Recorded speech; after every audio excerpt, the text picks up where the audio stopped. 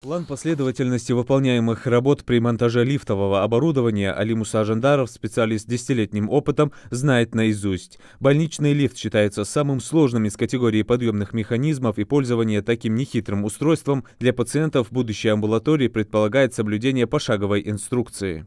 Пойдет процесс промера шахты, 3D его визуализация, потом кронштейны будем крепить, направляющие, соответственно, кабину собирать, двери устанавливать, весь процесс.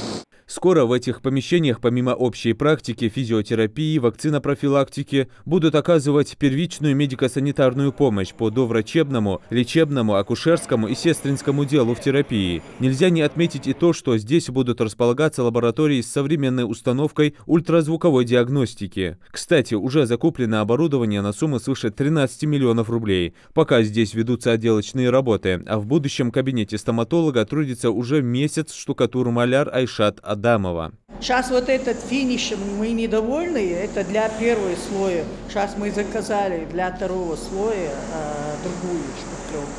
Нельзя не отметить и то, что в первоочередном порядке были построены вспомогательные помещения. Это пищеблок, котельная и очистные сооружения. Строящуюся единственную в селе амбулаторию на 100 посещений в день планируют создать к концу года, что не может не радовать местных жителей.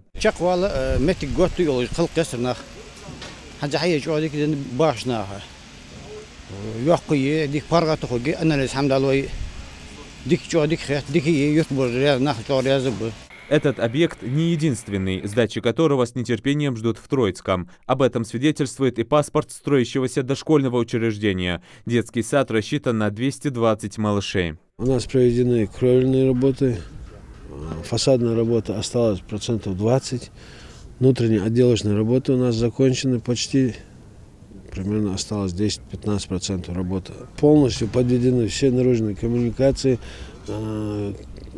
очистные сооружения сделаны, отопительные сооружения, котельная, электрощитовая полностью установлена, все уже на стадии, на рабочем состоянии.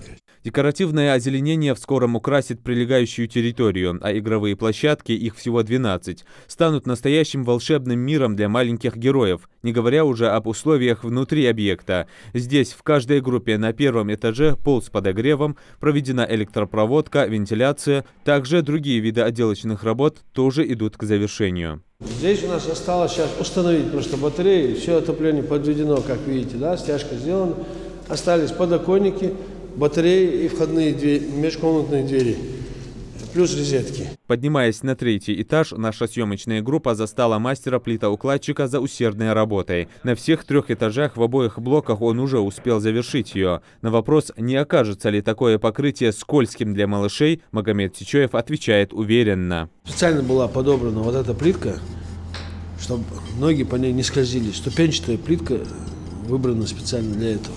Чтобы дети не подскальзывались. Да, чтобы дети не подскальзывались. Особенно, чтобы малыши здесь ходили свободно, без травм обошлись. Все. Объект должен разгрузить 2 дошкольных учреждения в селе, один из которых построен еще в 60-х годах. Юсуп Гелисханов, Адам Мережков, Магомед Шаухалов, Новости 24.